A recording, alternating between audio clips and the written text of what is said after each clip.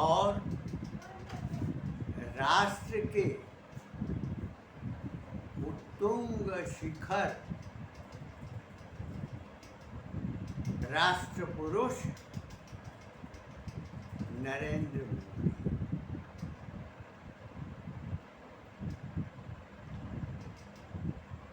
उत्तर प्रदेश के 1947 से लेकर और 52 तक शिक्षा मंत्री के पद पर डॉक्टर संपूर्णानंद आसीन और 1952 के चुनाव के उपरांत गोविंद वल्लभ पंत को केंद्रीय शासन में गृह मंत्रालय मिला।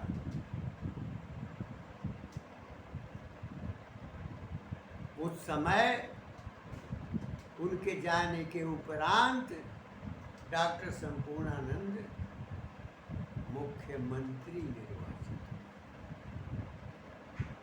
अपने काल में उन्होंने गोवध बंदी लागू की, हिंदी को राजभाषा बनाया, हिंदी के साथ संस्कृत को अनिवार्य किया।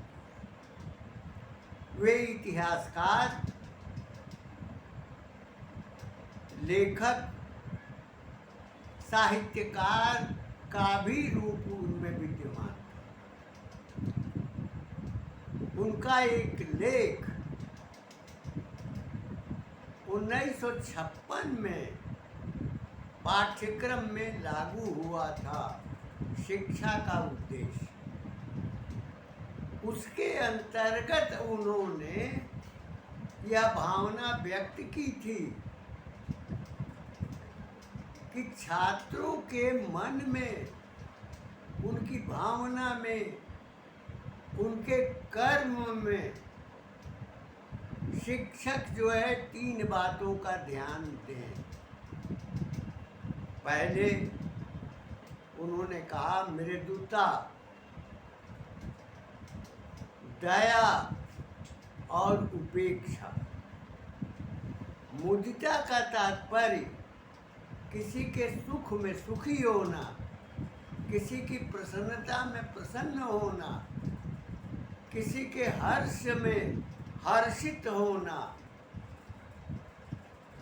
और दया का तात्पर्य यह था कि जिसके भीतर कोई वेदना हो, शोक हो, पीड़ाग्रस्त हो,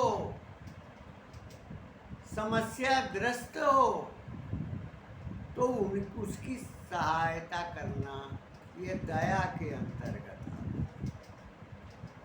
और तीसरी बात बड़ी महत्वपूर्ण है, उन्होंने लिखा कि उपेक्षा का भाव होना चाहिए।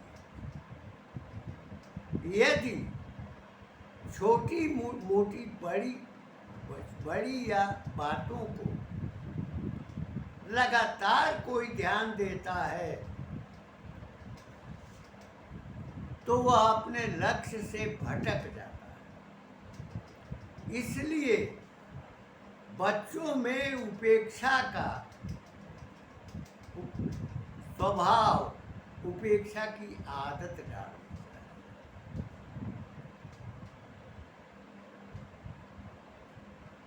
डॉक्टर संपूर्णानंद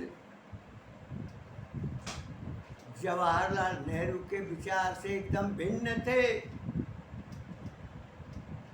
उनकी संकल्पना में राष्ट्र और देश प्रथम था। उन्होंने इतिहासकार के रूप में जब पाठ्यक्रम में 1909 ईस्वी में कक्षा 6, 7, 8, 9, 10 के लिए जो इतिहास के पाठ्यक्रम लागू किए गए, उसमें आर्यों के आक्रमण का उल्लेख था कि आर्य बाहर से आए और उन्होंने यहाँ से द्रविड़ों को भगाया, वो दक्षिण चले गए और उन्होंने अपना वर्चस्व स्थापित किया। डॉक्टर संपूर्णानंद ने इस विचार की, इस पाठ्यक्रम की पूरी आलोचना की और उसको निष्कासित करने की मांग की। आर्य नाम की कोई जाति नहीं होती है, समूह नहीं होता है। आर्य संबोधन है। आर्य श्रेष्ठ पुरुष को संबोधित करने का शब्द है। लेकिन यह कार्य अंग्रेजों के शासन में तो हुआ ही। वह सत्ता परिवर्तन की 1947 से आज तक के पाठ्यक्रमों में वही है। आर्य नाम की कोई जाति नहीं थी। आर्य जो है कार्यों का आक्रमण नहीं हुआ था। उन्होंने किसी को भगाया नहीं। सिंधु घाटी की सभ्यता में यहाँ के मूल निवासी ही विकसित करने वाले थे। तो मेरा वक्तव्य या मेरी वाणी इस बात पर जोर देती है कि छात्रों के मन में ही नहीं, पूरे समाज के मन में मुदिता, दया और उपेक्षा का भाव विकसित किया जाना चाहिए। बाबू जयशंकर प्रसाद काशी के गौरव ही नहीं, भारत के गौरव, हमारी संस्कृति के गौरव, हमारे अतीत के गौरव हैं। उन्होंने भी इसका विरोध किया। उन्होंने लिखा था कि जातियों का उत्थान पतन, आंधियां झड़ी प्रचंड समीर, खड़े देखा झेला हंसते हमने, प्रलय में पले हुए हम भी, किसी का हमने छीना नहीं, प्रकृति का राह पालना यही, कहीं से हम आए थे नहीं, हमारी मातृभूमि थी। बाबू जयशंकर प्रसाद जी ने भी इस बात को लिखा, इसका विरोध किया, पाठ्यक्रम को बदलने के लिए आंदोलन भी चलाया था। उसमें संपूर्णानंद सहभागी थे। संपूर्णानंद का काशी में संपू नाम से बुलाया जाता था और पंडित कमलापति जी को कंपू के रूप में। हमारे विद्यालय के प्रधान अध्यापक पंडित राम बालक शास्त्री जी को वह दादा कहते थे। उनसे सारी स्मृतियां मैंने सुनी। बाबू जयशंकर प्रसाद ने यह कहा था कि ज्ञान दूर, क्रिया भिन्न है, इच्छा कैसे पूरी हो मन की। जब जो मन की इच्छा होती है वह अगर व्यक्ति परक होती है, व्यक्तिनिष्ठ होती है, समष्टिगत नहीं होती, तो जो क्रिया है, जो कार्य है, वह भी व्यक्तिनिष्ठ या व्यक्तिगत हो जाते हैं, समष्टिगत नहीं होते हैं, समष्टि का नहीं होते हैं। फिर ज्ञान जो है वो दूर रहता है। तो ज्ञान की प्रक्रिया में लाने के लिए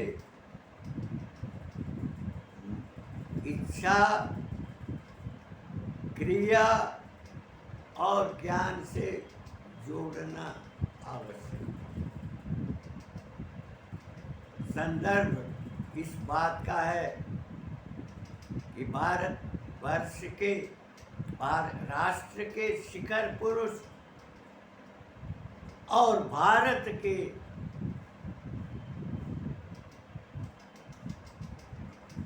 महिमाशाली शासक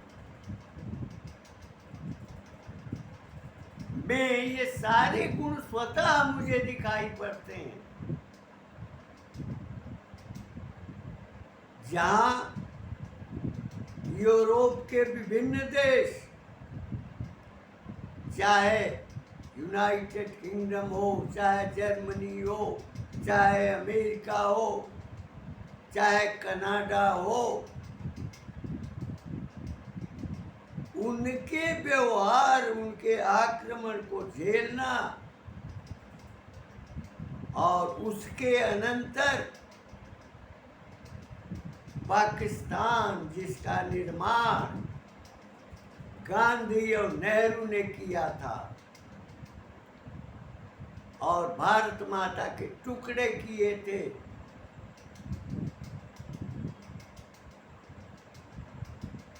तो ऐसी स्थिति में पाकिस्तान मंडरा रहा है।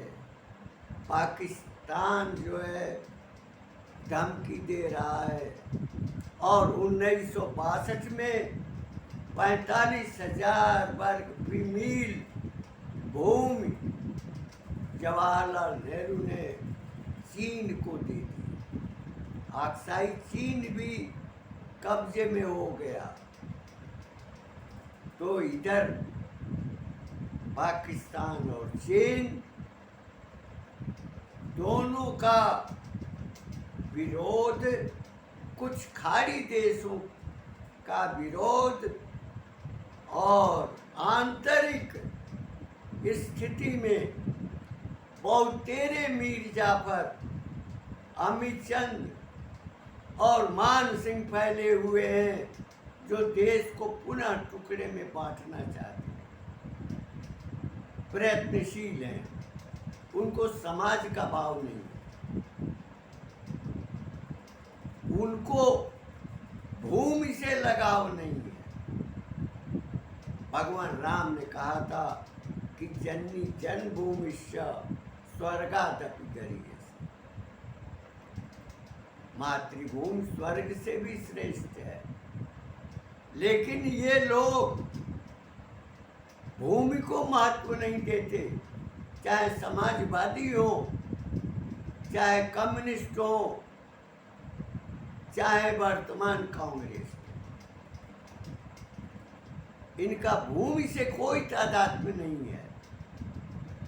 केवल जन या समाज की बात करते हैं, उनके अभाव की बात करते हैं, महंगाई की बात करते हैं।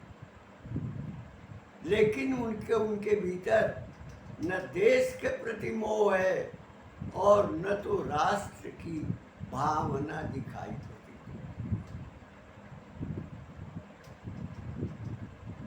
नरेंद्र मोदी जी में मुदिता है। अगर मुदिता न होती तो नवाज शरीफ पाकिस्तान के प्रधानमंत्री के एक दिनी बुलावे पर उनके यहाँ समारोह में सम्मिलित नहीं होते। उनके भीतर दया का भाव है, जो दूसरों की पीड़ा देखते हैं। जो पर पीड़ा देखता है उसकी पीड़ा तो स्वतः समाप्त हो जाती है। किसानों को, निर्धन लोगों को सहायता करना, सीधे खातों में स्थानांतरित करना, यह उनकी दया की प्रधानता को दर्शाता है। और उपेक्षा उस समय सीमा के ऊपर पहुंच जाती है कि जब यूरोपीय देश या कुछ खाड़ी के देश, पाकिस्तान और चीन और आंतरिक जो लोग हैं विरोध करते हैं, तो उनकी बातों की वह उपेक्षा करते हैं, उस पर ध्यान नहीं देते। अगर जो भी उनकी आलोचना करता है उनको गाली देता है, और जो भी उन्हें किसी न किसी प्रकार का आक्रोशपूर्ण शब्द का उच्चारण करता है, धमकी देता है, तो उस पर ध्यान नहीं देते। यह उपेक्षा का भाव उनके भीतर विद्यमान है, और जो संस्कार जहाँ से उनको मिला है वहाँ भी जवाब नहीं दिया जाता। लक्ष्य पर जो अडिग होता है, अटल होता है, वो अटलता विद्यमान रहे।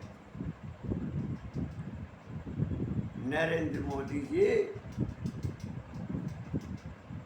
चारों तरफ से संघर्षों में घिरे हुए हैं। जैसे राणा प्रताप भी कभी घिरे हुए, शिवाजी भी घिरे हुए, किंतु मुझे विश्वास है कि डॉक्टर संपूर्णानंद के ये तीनों शब्द, मुदिता, दया, उपेक्षा का भाव उनमें विद्यमान है। महाकवि जयशंकर प्रसाद की भी जो रचना है, उस रचना के अनुसार मन की जो इच्छा है वह समष्टिगत है, व्यक्तिनिष्ठ नहीं है, व्यक्तिगत नहीं है।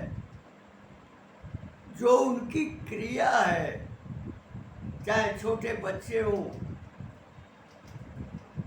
चाहे वृद्ध हों, चाहे युवा हो, उनको दिशा देने का काम करते रहे हैं और अपनी मन की बात में उसको प्रेरणा देते रहे। जो आदमी चिंताग्रस्त होता है, अगर आशा का संचार नहीं होगा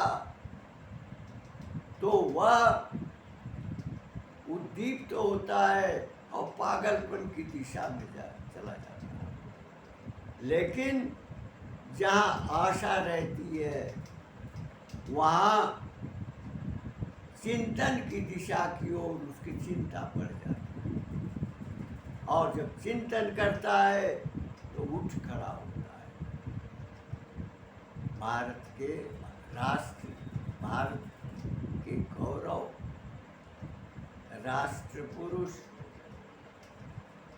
नरेंद्र मोदी इन सारी कलाओं के मर्मज्ञ हैं। उनको व्यवहार में लाने के लिए सदैव जुड़े रहते हैं। उनके चिंतन में प्रवीणता है। मुझे दुख होता है इस बात पर कि भूमि का महत्व नहीं है, नहीं दिया जाता। कांग्रेस के शासन में 60 वर्षों तक भूमि की उपेक्षा की, क्योंकि जवाहरलाल नेहरू समाजवादी सोच के थे, कम्युनिस्ट सोच के थे। सत्ता के लिए उन्होंने समझौता किया। गांधी ने उनकी मदद की, उनको प्रधानमंत्री बनवाया। दोनों ही दोषी हैं। डॉक्टर वासुदेव सरल अग्रवाल इंडोलॉजी काशी हिंदू विश्वविद्यालय में इंडोलॉजी के अध्यक्ष थे। उनका एक लेख है भूमि को देवत्व प्रदान। भूमि को देवत्व प्रदान का तात्पर्य है कि हमारी वैदिक परंपरा में चाहे नदी हो, नाले हो, चाहे सागर हो, चाहे कूप हो, कुआं हो, उनके भीतर जो तालाब हो उनमें देवत्व की कल्पना की गई। अन्न में भी देवत्व की कल्पना है, क्योंकि अन्न ही प्राण है। लेकिन अन्न की उपज वो भूमि से होती है।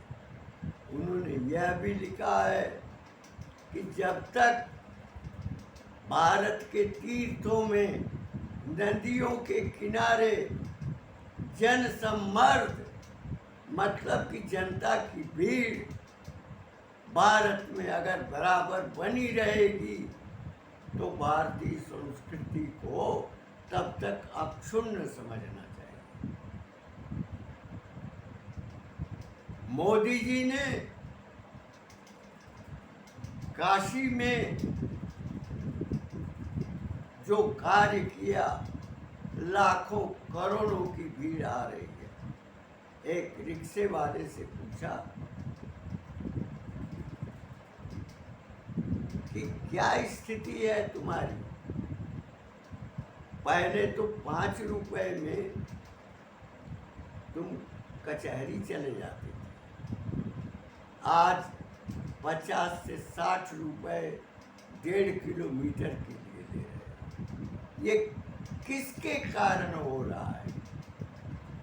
जो मकान है काशी में, वे लोग होटल के रूप में तब्दील कर रहे हैं, बदल रहे हैं। और जितने भी तीर्थयात्री आते हैं उनको उनकी आय बढ़ती है। तो जब जन समूह उमड़ेगा तो जो शहर है, नगर है, उसके ऊपर प्रभाव तो पड़ेगा ही। लेकिन वह प्रभाव आह्लाद का है, आनंद का है, सुख का है। अयोध्या में भगवान राम की प्रतिमा और उसकी प्राण प्रतिष्ठा, जहाँ लाखों लोग, 1000 की संख्या में भी पहले लोग जो नहीं जाते थे,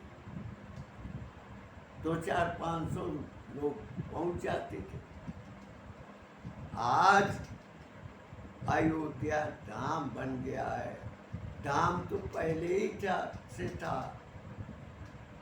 अयोध्या, मथुरा, माया, काशी, कांची, अवंतिका, पुरी, द्वारावती, शैव, सब मोक्षदायी। ये सारी नगरियां मोक्षदायी हैं। मोदी जी ने न केवल काशी का बृहत्तर विकास किया है, अयोध्या का भी उससे बड़ा विस्तार किया है। और जो देवी है विंध्यवासिनी, वहाँ भी विकास का स्वर गूंज रहा है और लोगों की अपार भीड़ जुड़ रही है। उज्जैन में उन्होंने किया और भारत के मंदिरों को का दर्शन भी किया, लेकिन दर्शन करने के बहाने उनकी स्थिति का उन्होंने निरंतर अवलोकन किया। मोदी में जी में महर्षि पाणिनि के सूत्र जो वृत्त का है वो दो उपलब्ध हैं उनमें। अष्टाध्यायी के अनुसार एक सिंहावलोकन वृत्त होता है।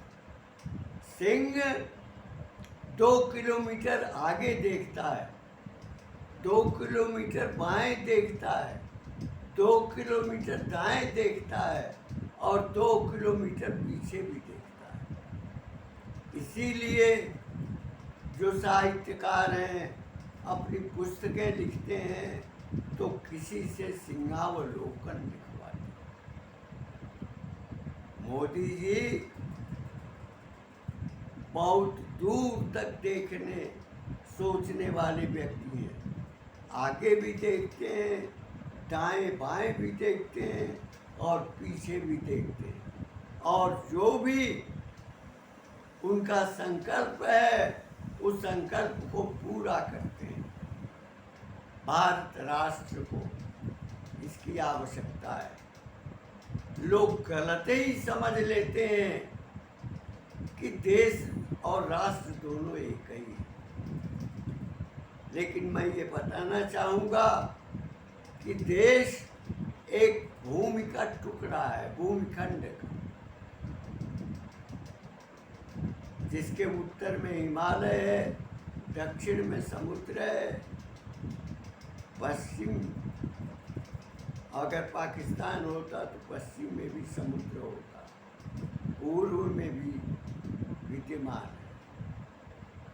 और तो एक भाग वो जो राज्य कहलाता है उसमें निवास करने वाले जो जन होते हैं, जो भूमि को देवत्व प्रदान करते हैं और उस समाज से के आचार विचार व्यवहार और आचरण से जो संस्कृति बनती है, वही संस्कृति राष्ट्र का आधार है। राष्ट्र के लिए 3 तत्व हैं, भूमि, जन और संस्कृति। मोदी जी इसको भली भांति जानते हैं, किंतु देश के लिए 2 तत्व भूमि और जन, सरकार और संप्रभुता, तो बहुत दूर का संबंध है। राष्ट्र भाव में है, भावना में है, सोच में है, चिंतन में है, और देश की भूमि हमारे भोजन, हमारे जीवन को दिशा देती है, सारी सुविधाएं प्रदान करती है। मुझे आश्चर्य है कि राष्ट्र पुरुष 24 घंटे भारत के बारे में सोचता है और दौड़ता है। इस उम्र में भी जगह स्थान स्थान पर दौड़ता है, और जो विश्व है, यूरोपीय देश हैं, खाड़ी के देश हैं, अन्य देशों से भी तादात्म्य बनाता है, शत्रुओं को नसीहत भी देता है, और भीतर बैठे हुए मीर जाफरों और अमीचंदों और मान सिंह से भी अपनी भावना के अनुसार अभिव्यक्त तो नहीं करता, किंतु वह कार्य करता है कि जो उसकी बुरी पहचान बन जाती है। मुझे विश्वास है कि भारत राष्ट्र के लिए, भारत देश के लिए विभिन्न राज्यों के विकास के लिए मोदी जी का तीसरे काल में आना अनिवार्य प्रतीत होता है। जब आप भवन की नींव रखते हैं तो 5 वर्ष तो नींव में गुजर गया, 5 वर्ष उसको ऊपर ले जाने में गुजर गया, लेकिन अगला समय, अगला जो कार्यकाल है वह न केवल देश निर्माण का है बल्कि राष्ट्र के समुचित संरक्षण और निर्माण का है और विश्व को गुरुता प्रदान करने की क्षमता का काल है। मैं अपने सभी मित्रों से आग्रह करूंगा कि ऐसे महापुरुष जिसमें सिंहावलोकन भी है और माँ गंगा गंगोत्री से निकलती हैं और नदी नाले, नदियाँ और छोटे बड़े नाले जो